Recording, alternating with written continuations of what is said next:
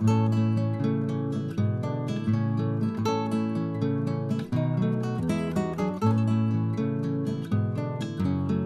Friends, welcome to my channel. हम लोग पढ़ने वाले हैं आज हेमरेज, जो कि सर्जरी का टॉपिक है। ठीक है, तो हम लोग शुरू करते हैं। तो सबसे इम्पॉर्टेंट बात, जो हेमरेज होता है वो क्या होता है? ब्लीडिंग, यानी कि कहीं से भी ब्लीडिंग हो रही हो या कहीं भी ब्लीडिंग हुई हो, उसे हम क्या कहते हैं? हेमरेज कहते हैं। ठीक है, तो हम लोग देखते हैं डेफिनेशन।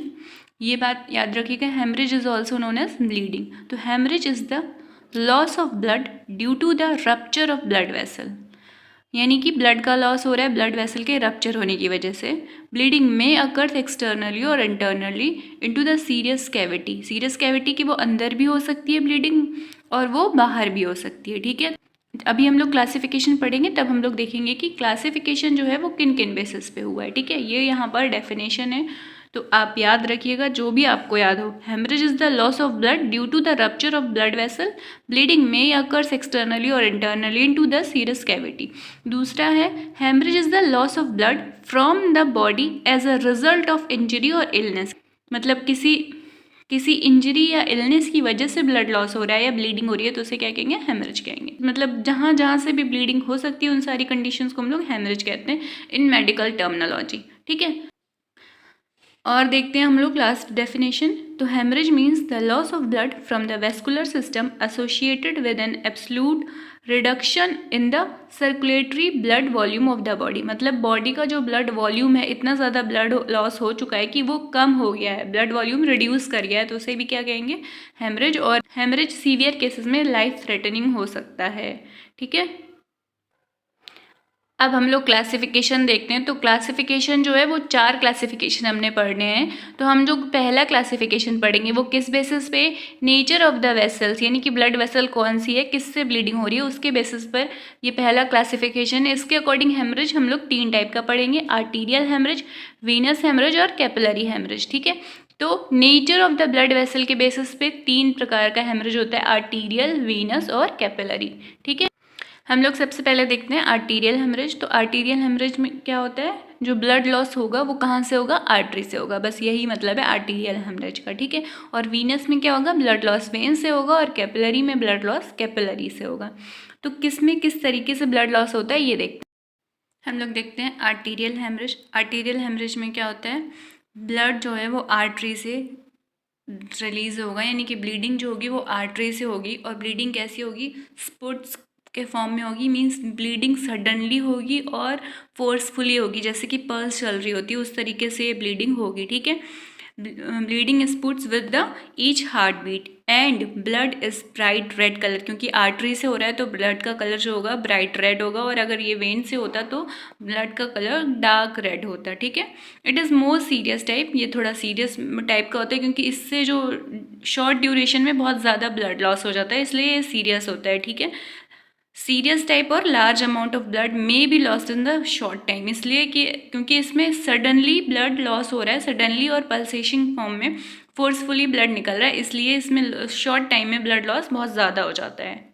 ठीक है, दूसरा देखते हैं वीनस टाइप। वीनस हेमरेज में क्या होता है? ब्लड होता है इसमें डार्क रेड कलर का। कैसा होगा? डार्क रेड कलर का। और ब्लड जो होगा स्पुट्स, इसमें जो ब्लड होगा वो स्पुट्स के फॉर्म में नहीं निकलेगा, स्टडली निकलेगा, मीन्स तेजी से निकलेगा, बट जो पल्सेटिंग प्रेशर होता है वो इसमें नहीं होगा। ठीक है, तो स्टडली अंडरलेस प्रेशर। ठीक है, अब देखते हैं कैपिलरी हेमरेज। कैपिलरी हेमरेज में ब्लीडिंग कैपिलरी से होगी। ब्लीडिंग कैपिलरी से कैसे होती है? ऊजेस होता है, मतलब कि ब्लड ऊज करेगा। ठीक है, bleeding oozes and blood bright red colour का होगा। इसमें भी अगर वो ऊजिंग बहुत घंटे तक चली तो ब्लड लॉस ज़्यादा हो जाएगा। ठीक है, oozing occur several hours can result in the considerable blood loss. ठीक है, depending on the timing of haemorrhage, मतलब हेमरेज में कितना टाइम लग रहा है, यानी कि जो ब्लड लॉस हो रहा है वो कितनी देर में हो रहा है। जैसे कि इंजरी हुई और तुरंत ब्लड लॉस हो गया तो वो इमीडिएटली हो रहा है, या इंजरी हुई या कुछ इलनेस हुई उसकी वजह से 4-6 घंटे बाद हो रहा है या 4-6 दिन बाद हो रहा है, उसके अकॉर्डिंग हम यहाँ पर क्लासीफाई कर रहे हैं। तो उसके बेसिस पे 3 प्रकार का हेमरेज होगा: प्राइमरी, रिएक्शनरी और सेकेंडरी हेमरेज। ठीक है, प्राइमरी, रिएक्शनरी और सेकेंडरी हेमरेज। तो सबसे पहले देखते हैं प्राइमरी हेमरेज। प्राइमरी हेमरेज में क्या होगा? अगर ड्यूरिंग इंजरी, मतलब जैसे इंजरी हुई उसी दौरान ब्लीडिंग हो गई, या ड्यूरिंग सर्जरी के टाइम ब्लीडिंग हो गई, तो ये क्या होगा? प्राइमरी में आएगा। ब्लीडिंग ऑन कट फिंगर, जैसे कि फिंगर कट हुई वैसे ही ब्लीडिंग होने लगी, या कोई ऑपरेशन का इंसीजन लगा और वैसे ही ब्लीडिंग होने लगी, तो ये प्राइमरी हेमरेज। रिएक्शनरी हेमरेज में क्या होगा, अगर with in 24 hour after surgery, मतलब सर्जरी हुई उसके 24 आवर के अंदर अंदर कभी भी ब्लीडिंग हुई तो उसे हम लोग रिएक्शनरी हेमरेज में लेंगे, और उसी दौरान जैसी सर्जरी हो रही उस टाइम जो ब्लीडिंग होगी उसे प्राइमरी हेमरेज में लेंगे, ठीक है। और 24 आवर के पहले, यानी कि सर्जरी के बाद 24 आवर के पहले अंदर अंदर जो ब्लीडिंग होगी उसे रिएक्शनरी हेमरेज में लेंगे, ठीक है। तो हमें जो रिएक्शनरी हेमरेज होता है वो ऑपरेशंस के बाद देखने को कई बार मिलता है, जैसे कि किडनी के ऑपरेशन में, थायराइड ग्लैंड के ऑपरेशन में, ठीक है। हिस्टेरेक्टोमी यानी कि यूट्रस को रिमूव करते हैं तब, इन सब कंडीशंस में हमें रिएक्शनरी हेमरेज देखने को मिलता है, ठीक है। हम लोग सेकेंडरी हेमरेज देखते हैं, तो सेकेंडरी हेमरेज जो होता है वो 5 से 7 दिन बाद होता है सर्जरी के, ठीक है। तो इसका जो मेन कॉज होता है वो क्या होता है, इसका जो मेन कॉज होता है सेकेंडरी हेमरेज का वो ज़्यादातर इन्फेक्शन होता है, ठीक है। यहाँ पर देखते हैं depending on the nature of bleeding, bleeding के नेचर के बेसिस पे एक्सटर्नल हेमरेज होगा, यानी कि ब्लीडिंग जो है, ये ब्लड जो है बॉडी से बाहर आ रहा है तो उसे एक्सटर्नल हेमरेज कहेंगे, वहाँ पर हमें ब्लड दिखाई देगा। लेकिन जो इंटरनल हेमरेज होगा वहाँ पर हमें ब्लड दिखाई नहीं देगा, ठीक है। तो एक्सटर्नल हेमरेज को रिवील्ड हेमरेज भी कहते हैं, ठीक है। एक्सटर्नल हेमरेज को रिवील्ड हेमरेज भी कहा जाता है। In this condition blood seen outside the body, ये बॉडी की किसी भी आउटसाइड ओपनिंग से हो सकता है, या मतलब कटिंग इंजरी किसी भी वजह से होता है। लाइक एपिस्टेक्सिस मीन्स जब नोज ब्लीड करती है तब हम उसे क्या कहते हैं, एपिस्टेक्सिस कहते हैं, ठीक है। इंटरनल हेमरेज में क्या होगा, हमें ब्लीडिंग दिखाई नहीं देगी तो इसे क्या कहेंगे, कंसील्ड। ये क्योंकि कंसील्ड है, ये हमें बाहर पता नहीं चल रहा है कि कहाँ से ब्लीडिंग हो रही है, हो भी रही है कि नहीं हो रही है, इसलिए इसे इंटरनल हेमरेज नाम दिया गया है, also known as concealed haemorrhage, ठीक है।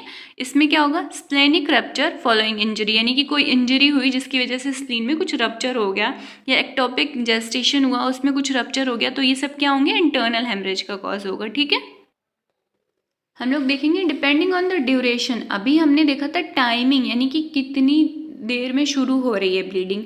अब यहाँ पे ड्यूरेशन मतलब कितनी देर तक हो रही है, ठीक है। टाइमिंग इन द सेंस कुछ हो रहा है और तुरंत वो उसमें इंजरी हुई है और उसके बाद वो ब्लीडिंग कब तक हो रही है, तो उसके बेसिस पे हमने 3 कैटेगरी में डिवाइड किया था, प्राइमरी, रिएक्शनरी और सेकेंडरी, ठीक है। अब हम यहाँ पर ड्यूरेशन के बेसिस पे देख रहे हैं, एक्यूट हेमरेज और क्रोनिक हेमरेज, यानी कि वो शॉर्ट ड्यूरेशन के लिए हुआ है तो एक्यूट हेमरेज, और वो लॉन्ग ड्यूरेशन में हो रहा है तो क्रोनिक हेमरेज, ठीक है।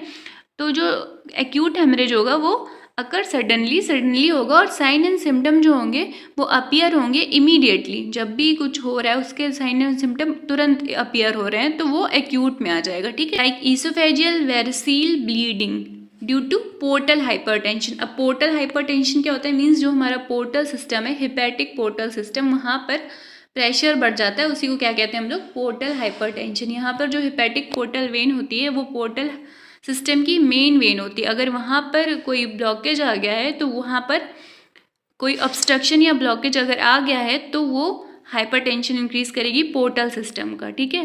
तो ईसोफेजियल वेरिसील ब्लीडिंग किसकी वजह से होती है, पोर्टल हाइपरटेंशन की वजह से होती है, ठीक है। क्रोनिक हेमरेज देखते हैं, तो क्रोनिक हेमरेज में क्या होगा, मतलब वहाँ पर एक्यूट था तो वहाँ पे इमीडिएटली ब्लीडिंग हो रही थी, और यहाँ पर क्या होगा, लॉन्ग टाइम बाद होगी। तो occurs over a period of time, it can takes week और month to appear, मतलब यहाँ पर जो ब्लीडिंग होगी वो वीक या मंथ भी ले सकती है अपीयर होने के लिए। जैसे कि हीमोरॉइड्स में ऐसा तो है नहीं कि हीमोरॉइड्स हुए और तुरंत ब्लीडिंग होने लगी, ऐसा तो नहीं होता ना। तो हीमोरॉइड्स में ऐसा देखने को मिलता है कि वहाँ पर ब्लड कलेक्शन तो हो रहा होता है लेकिन वो ब्लीडिंग बहुत लेट होती है कई बार। तो क्रोनिक केसेस में ऐसा हमें देखने को मिलता है, जो भी क्रोनिक डिसीज़ होंगी उनमें ही ज़्यादातर हमें ये सब देखने को मिलेगा, ठीक है। जैसे कि क्रोनिक ड्यूडेनल अल्सर, उसमें भी हमें क्रोनिक हेमरेज देखने को मिलेगा, ठीक है। तो ये 4 क्लासिफिकेशन हमने पढ़े। एक था ब्लड वेसल के बेसिस पे, मतलब कौन सी ब्लड वेसल से ब्लीडिंग हो रही है, दूसरा था टाइम के बेसिस पे, और तीसरा है नेचर ऑफ ब्लीडिंग यानी कि इंटरनल है या एक्सटर्नल, और चौथा है ड्यूरेशन के बेसिस पे, ठीक है। अगली वीडियो में हम लोग इसके आगे साइन, सिम्टम और मैनेजमेंट पढ़ेंगे। Thanks for watching, bye bye.